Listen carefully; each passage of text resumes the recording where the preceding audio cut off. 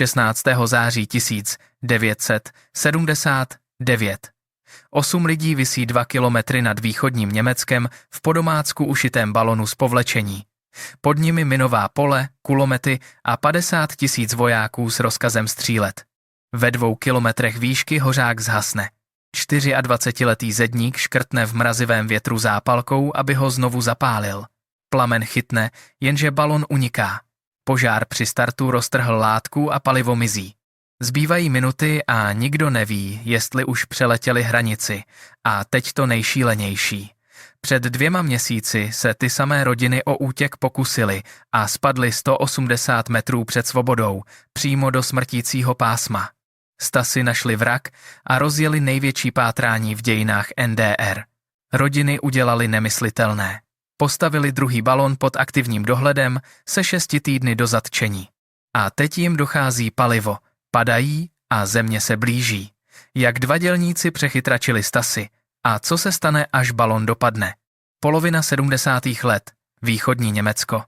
Co byste dělali, kdyby se opuštění vlastní země trestalo smrtí? Ne vězením smrtí. To byla realita 17 milionů východních Němců. Hranice nebyla plot, byl to zabijácký stroj vymyšlený paranoidním státem, který na vlastní občany hleděl jako na vězně. 1400 kilometrů opevnění napříč Německem. Betonové zdi 3 metry vysoké. Ploty z ostnatého drátu, který prořízne látku i kůži. Strážní věže každých 500 metrů. Vojáci se samopaly a rozkazem bez váhání. Kdo utíká, na toho střílíš. Mezi ploty smrtící pás, uhrabaný písek, aby na něm byly vidět stopy, nášlapné dráty spojené se samostříly SM-70, automatické tříštivé nálože na sloupcích, které spustí sebemenší tlak. Žádné varování, žádné rozhodnutí člověka. Dotkneš se drátu a 80 ocelových kostek se ti zavrtá do těla smrtící rychlostí. A fungovalo to. Do roku 1979 už byla vyzkoušena, vylepšena i rozdrcena skoro každá metoda útěku, tunely. Zem byla protkaná seismickými čidly, která odhalila kopání během pár hodin. Stasy většinu tunelů zavalili dřív, než někdo prokopal ven, občas i skopáči uvnitř. Auta. Pohraničníci je rozebrali až na kostru, prohledávali každou dutinu zrcátky a psy. Našli lidi schované v upravených nádržích, zašité do sedaček, poskládané za falešnými panely palubní desky. Každý objev udělal příští prohlídku důkladnější. Baltské moře. Hlídkové čluny prohledávaly hladinu reflektory nepřetržitě. Plavce stříleli ve vlnách nebo se utopili při útěku. Hranice byla uzavřená na zemi i na vodě. Berlínská zeď byla pevnost v pevnosti, osvětlená, obsazená, nedobytná. Ale co obloha? Vzduchem se ještě nikdo o útěk nepokusil. Znělo to jako sebevražda. Potřebovali byste vybavení, palivo a dost látky na zvednutí lidí. A to všechno nešlo sehnat, aniž byste vzbudili pozornost Stasy. V březnu 1978 si tuhle otázku položili 2 muži v průmyslovém městečku Pößneck. Peter Strelzik, 37, elektrikář a bývalý letecký mechanik, uměl to s motory, dráty a improvizací. Uměl věci postavit. Günther Wetzel, 24, zedník, trpělivý a paličatý natolik, že položil 10 000 cihel bez ztráty koncentrace. Pracovali spolu v továrně na plasty, žili obyčejné životy a sdíleli jedno nesnesitelné poznání. Jejich děti vyrostou za ostnatým drátem, pokud neudělají něco, co ještě nikdo nedokázal. Peter nejdřív myslel na vrtulník. V armádě dělal na letadlech, rozuměl rotorům, jenže sehnat motor by během pár dní přivolalo Stasy. Tajná policie měla tak rozsáhlou síť udavačů, že sousedé donášeli na sousedy, kolegové na kolegy, občas i příbuzní. Každý neobvyklý nákup kovu, paliva nebo mechanických dílů byl označen a prošetřen. Stavět vrtulník v NDR bylo jako stavět bombu ve vězení. Každá součástka byla pod dohledem. Pak si Günther na něco vzpomněl. Na západoněmecký pořad o horkovzdušných balonech. Balon nepotřebuje motor. Nepotřebuje registrované díly, jen látku a oheň. Nemohl tohle být ten jediný směr, který pohraničníci zapomněli uzavřít? Znělo to šíleně, ale šílenství byla jediná zbývající možnost. A tady začíná inženýrská noční můra. Ke zvednutí 8 lidí, zhruba 750 kg i s košem a palivem, potřebujete asi 2000 kubíků horkého vzduchu. To znamená 800 metrů čtverečních látky. Skoro 2 basketbalová hřiště plátna. V zemi, kde vás jediný neobvyklý nákup může poslat do vyšetřování, kde každý prodavač může být udavač, kde špatná otázka může skončit stasy za dveřmi. Peter spočítal všechno. Vztlak, váhu, potřebné teplo i spotřebu paliva. Kreslil nákresy do tajných sešitů, které po zapamatování spálil. Günther počítal šití. 800 metrů panelů, které museli držet vzduchotěsně, být dost pevné na tlak ve výšce a dost lehké, aby vůbec stouply. Začali v Geře, 50 kilometrů od domova, kde je nikdo neznal. Peter řekl prodavačce, že vybavují stany pro kempový oddíl. Lež pronesená s přátelským úsměvem, který maskoval hrůzu. Prodavačka nad 850 metry bavlny nadzvedla obočí, ale prodala. Naložili auto, jeli domů a každých pár vteřin kontrolovali zpětné zrcátko. Pak začala ta pravá práce. Týdny šila Güntherova žena Petra celé noci na 40 let starém šlapacím stroji po babičce. Panel za panelem, šev za švem, prsty rozbité do krve, znovu a znovu, rytmus zmechanický, klap, klap, klap, hodinu za hodinou v přítmí, zatímco děti spaly. Peter mezitím svařil koš z železného šrotu v garáži, pracoval jen po půlnoci, když sousedé spali. Hořák si postavil ze 2 11kilových propan-butanových lahví, jako se používají do sporáků. Při nočním testu ho zapálil. 12metrový plamen mu ožehl obočí. Ta vymyšlenost by mohla fungovat. Jaro 1978.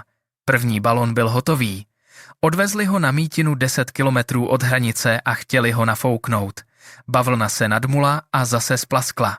Horký vzduch unikal tkaninou rychleji, než ho hořák stíhal doplňovat. Zkusili ho zavěsit z 25metrového srázu, aby pomohla gravitace. Nic. Materiál byl prostě moc porézní. Bavlna dýchá. Proto se v ní příjemně chodí. A proto je k udržení horkého vzduchu nepoužitelná. Měsíce práce. 2400 východních marek. Pro dělníky majetek k ničemu. Peter důkazy pálil v domácích kamnech po kouscích celé týdny, aby si sousedé nevšimli kouře ani divných odpadků. Zpátky na začátek. Ale nevzdali to. Z Güntherovy kuchyně udělali laboratoř. Kupovali malé vzorky každé lehké látky, co našli. Deštníkové hedvábí, nylon, různé tafty a testovali je. Odolnost v troubě, propustnost přes vysavač. Výsledek byl jasný. Deštníkovina byla skoro vzduchotěsná, ale strašně drahá. Syntetická tafta byla levnější a skoro stejně dobrá. Rozhodnuto. Jeli 160 kilometrů do Lipska, nejbližšího velkého města, kde 2 cizinci nezapadli. Vydávali se za jachtařský oddíl, co schání látku na plachty. Krycí příběh, který vysvětlil velké množství lehké tkaniny. Obchod neměl 800 metrů skladem, ale nabídl zvláštní objednávku.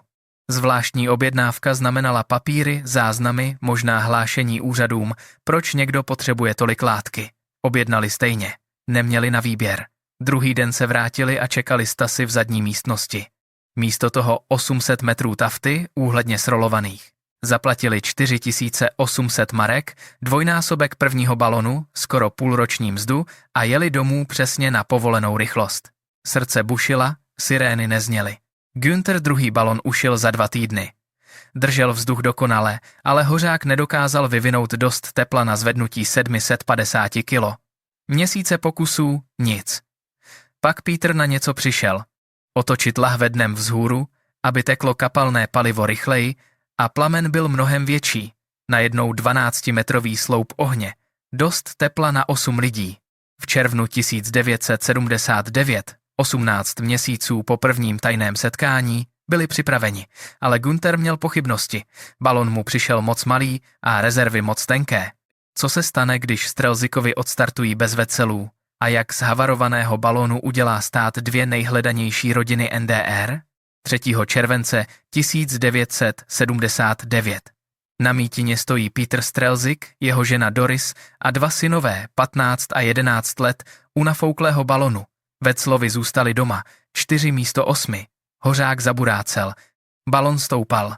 Péterův po domácku vyrobený výškoměr ukazoval 4 metry za vteřinu, 1000 metrů, 1500, 2000. 8 minut šlo všechno dobře, pak balon vlétl do mraků. Vlhkost skondenzovala na látce. Obal stěžkl a horký vzduch chladl. Ručička výškoměru spadla. Pítr přidal hořák. Mokrá látka ztrácela teplo rychleji, než ho plamen dodával. Padali. 200 metrů dolů, pak 500.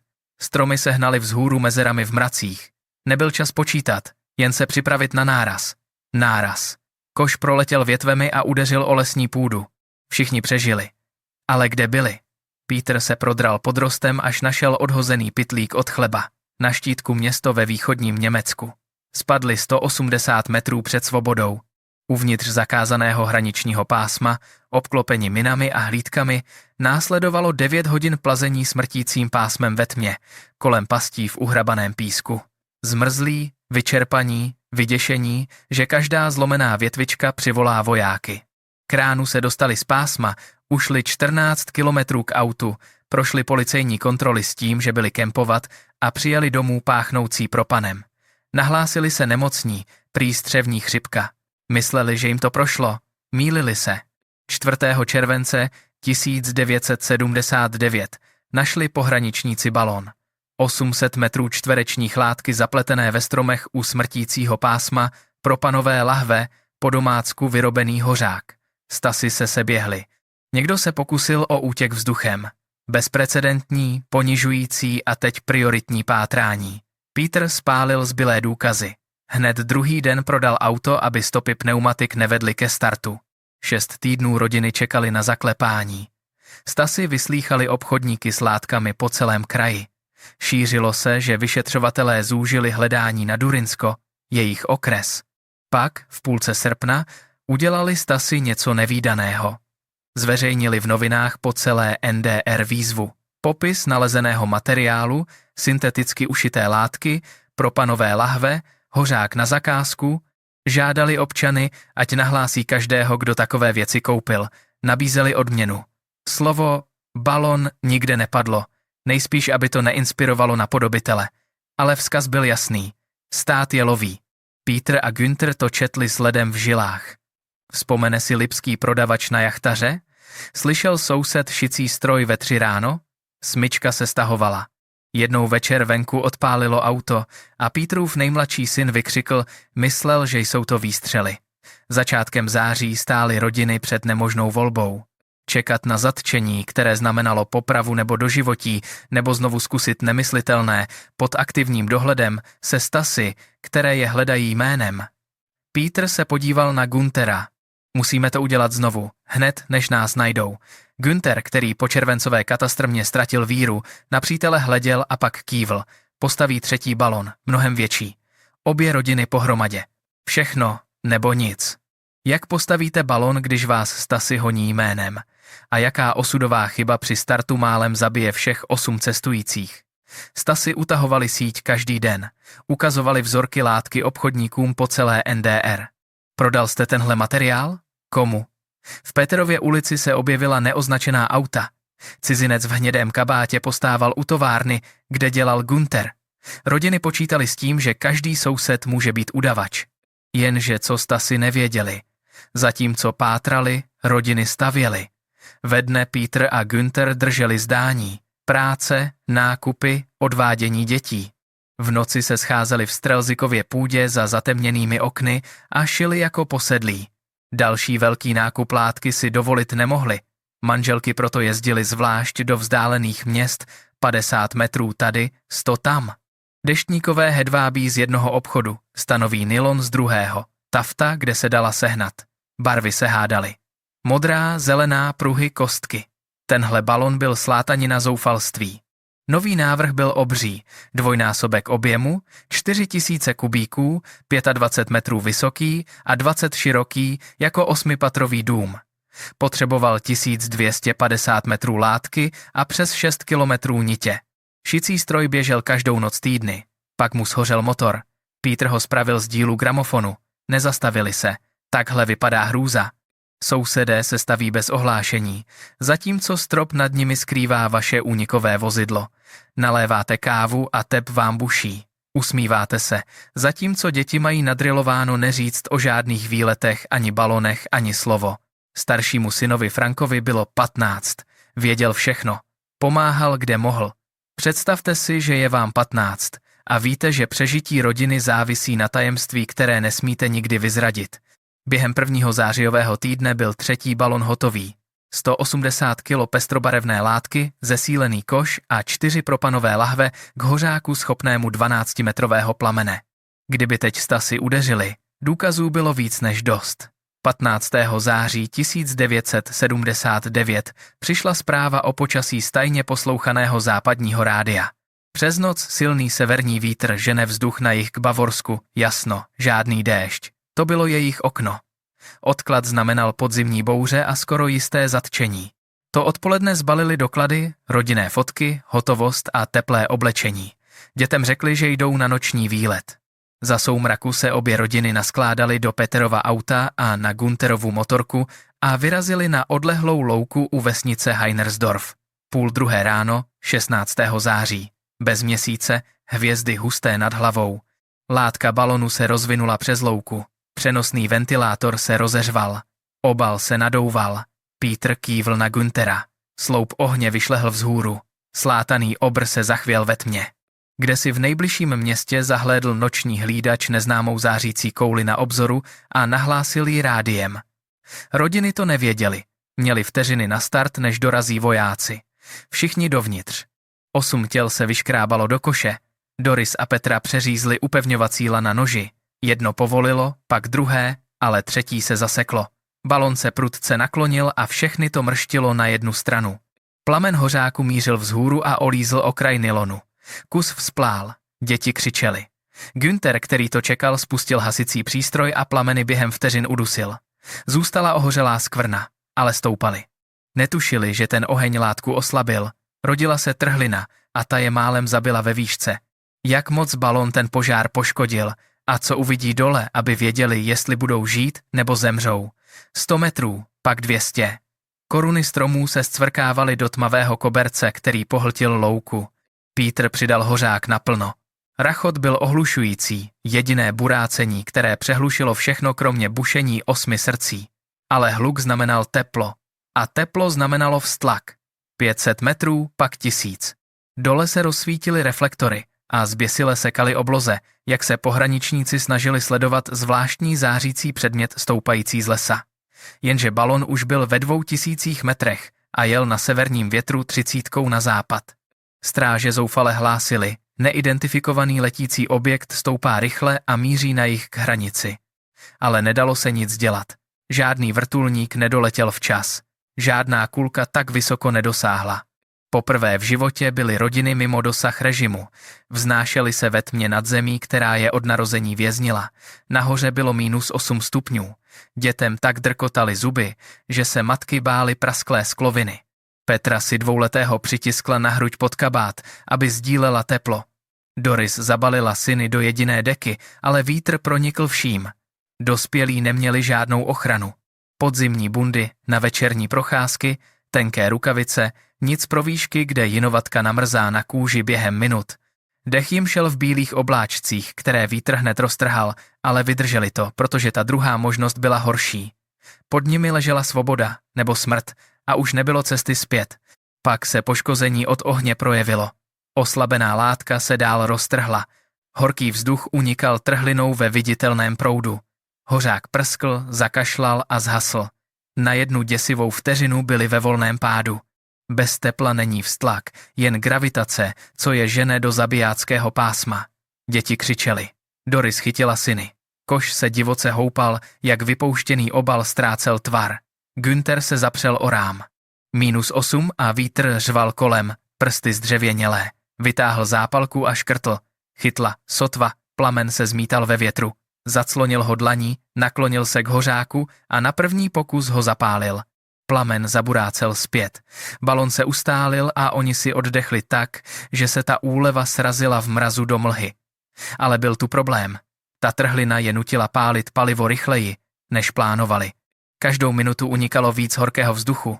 Každou minutu museli přidávat propan. Ukazatel viditelně klesal. Zbývaly minuty paliva. možná 5, možná 3 a nijak nezjistili, jak daleko ještě musí doletět. Peter a Günther pátrali po zemi po známkách západu. Studovali mapy, zapamatovali si orientační body, ale ze 2000 metrů ve tmě vypadalo všechno jinak. Východoněmecká města svítila tlumeně bíle starými žárovkami. Západní města zářila jantarově a rudě neony a moderními lampami. Zemědělská družstva se táhla krajinou v obřích jednotvárných blocích, produkt komunistické politiky. Soukromé západní statky se kupily v menších nepravidelných slucích. Pak dole dálnice, po ní proudila auta, jasné světlomety, dálnice A9 a za nimi mizely v dálce reflektory hraničního přechodu. Jsme za, zašeptal někdo, sotva slyšitelně. Jsme za, poslední propan dohořel, hořák zhasl na dobro. Teď byl balon jen obří hedvábný padák, který se pomalu hroutil, jak vzduch uvnitř chladl a klesal z 2500 metrů k hustému lesu u bavorského města Naila. Neměli žádné řízení, žádné kormidlo, jen gravitaci a vítr rozhodovali, kde přistanou. Náraz. Koš proletěl větvemi borovic a udeřil o lesní půdu.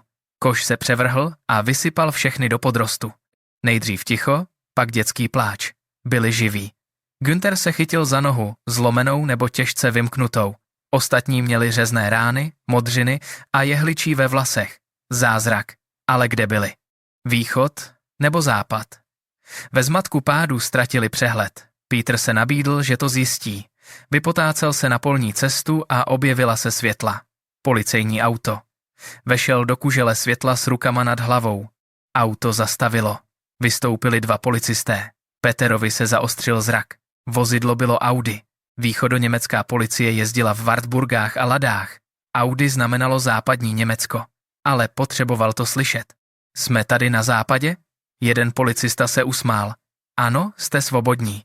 Peter Strelzik, muž, který spálil 2 neúspěšné balony, postavil 3. během pátrání a vypustil rodinu do nepřátelského vzdušného prostoru, klesl na kolena na asfalt. Policisté ho zvedli. Viděli jeho začernalou tvář, slyšeli ho blábolit o dětech v lese. Rodiny vyšly, podpírali Günthera, nesli nejmenší děti. Policie je zabalila do dek a opakovala: jste v Bavorsku, jste na západě. 20 minut. Tak dlouho let trval. 20 minut, které smazaly 18 měsíců tajné dřiny, 2 neúspěšné pokusy a celostátní hon. Do rána obletěl příběh svět. 2 východoněmecké rodiny uprchly po domácku ušitým balonem. Fotografové zachytili slátanou látku rozprostřenou na bavorské louce. 8 uprchlíků pilo čaj na policejní stanici a nemohlo uvěřit, že je to skutečné. Ale svoboda měla svou cenu. Když zavolali příbuzným do NDR, dozvěděli se, že Stasi už členy rodiny zatkli z odplaty. Ponížený režim okamžitě utáhl hranici. Prodej propanu teď vyžadoval registraci. Velké nákupy látky spouštěly automatické vyšetřování. Skulina byla zacpaná. Rodiny se usadily v Bavorsku. Peter otevřel opravnu televizorů. Günther dělal mechanika, ale Stasi nezapomněli. I na západě je agenti roky obtěžovali. Strelzikovi se nakonec přestěhovali do Švýcarska, aby unikli tlaku. O rok později uvedl Disney film Půlnoční útěk, který jejich útěk zdramatizoval. Rodiny sledovaly herce, jak znovu přehrávají tu noc hrůzy i triumfu. Plameny, pád, přistání a plakali. O 10 letí později, po pádu berlínské zdi, v roce 1989 se vrátili do Pößneku jako svobodní Němci. Samotný balon dnes visí v muzeu. Návštěvníci zírají na sešité panely, deštníkové hedvábí, stanový nylon, povlečení a žasnou, co dokáže postavit zoufalství. 2 rodiny vsadily všechno na podomácku ušitý balon a vyhráli. Jejich příběh něco dokazuje. I to nejzabezpečenější vězení má slabinu. Jen ji musíte najít. A když už mluvíme o nemožných útěcích, příběh o tom, jak se jeden muž dostal z Osvětimi, možná změní váš pohled na hranice lidského odhodlání.